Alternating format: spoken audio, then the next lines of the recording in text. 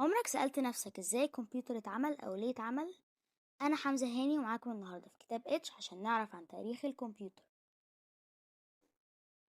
الناس قديما استخدموا ادوات يدوية بسيطة زي المعدات عشان يساعدوهم في الحسابات.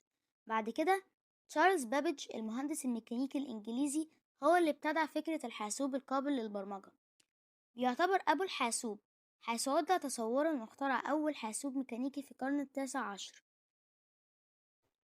في القرن العشرين بدأت الحواسيب الإلكترونية تظهر. أول حاسوب إلكتروني كان إنياك. آدا لوفلايس كانت بتبرمج حاسوب بالخوارزميات، وكانت تعمل على المحرك التحليلي اللي صممه تشارلز بابج. وألان تورينج عمل على تطوير آلة تورينج وهي نموذج نظري للحوسبة.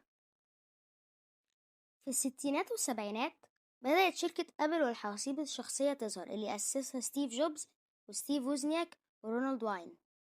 بيل جيتس وبول ألين أسسوا شركة مايكروسوفت وطوروا نظام تشغيل ويندوز.